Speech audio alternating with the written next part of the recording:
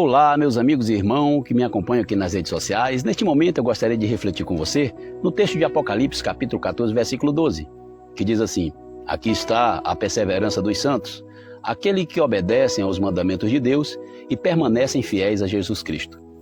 Esses dias, um irmão da Igreja Adventista do Sétimo Dia afirmou que este versículo é uma referência à Igreja Adventista, pois eles são a única igreja que guarda os 10 mandamentos de Deus. Isso para justificar a guarda do sábado, né, e afirmar que as demais denominações guardam o domingo que foi instituído pela Igreja Católica. Mas será que isso é verdade mesmo? Será que o texto realmente se refere à Igreja Adventista do Sétimo Dia? Primeiro, eu quero deixar bem claro que eu não conheço nenhuma igreja que estava no princípio da criação ajudando o Criador a fazer os dias, não é? Para dizer esse dia que é meu, aquele dia lá é teu, tá bom? Primeira questão. Segunda questão, todos os dias foram feitos por Deus, né? Todos os dias foram feitos pelo Criador. Terceira questão, Deus não amaldiçoou nenhum dia. Então que fique bem claro aqui com relação a esse assunto. Agora vamos para o texto em questão, de Apocalipse capítulo 14, versículo 12. Não sei se você já estudou sobre os tipos e métodos, divisões e estilos literários escritos no Apocalipse, ou que foi escrito o Apocalipse. Se você ainda não ouviu, eu quero destacar aqui um. Não sei se você em algum momento já ouviu falar sobre a expressão visão parentética, né? Essa expressão é utilizada para explicar o seguinte: o Apocalipse, ele, em determinados pontos, ele fala de um assunto, né? E aí ele não conclui aquele assunto. Depois ele dá um ponto ali, parágrafo, e vai falar de um outro assunto. E depois que ele fala de um outro assunto, mais na frente ele pega e fala do mesmo assunto que ele falou anteriormente. Então ele volta e conclui aquele assunto que ele estava falando.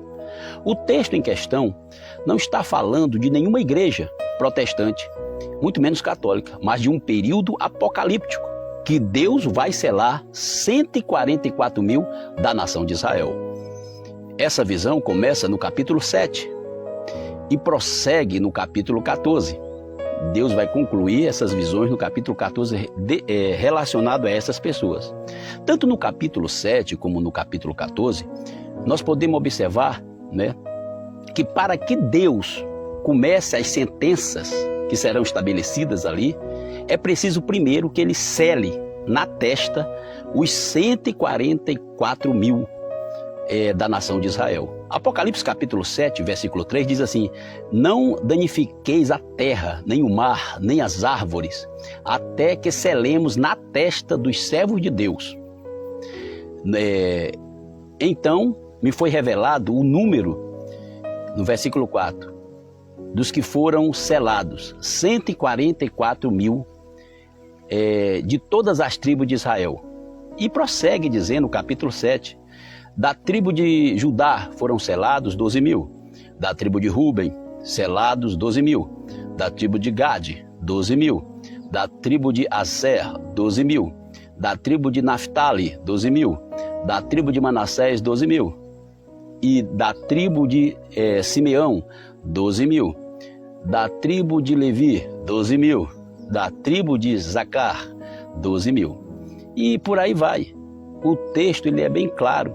São, não é, pessoas relacionadas às 12 tribos de Israel, que foram seladas na testa. No capítulo 14, no versículo 1, você já identifica automaticamente. Então olhei e vi diante de mim o Cordeiro em pé sobre o monte Sião, e junto a ele 144 mil, que ostentavam escrito em suas, o quê? Em suas testas, o nome dele e do seu pai.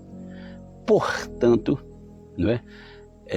Esse texto não tem nada a ver com a Igreja Adventista do Sétimo Dia, ou com igreja protestante alguma, ou com igreja católica nenhuma.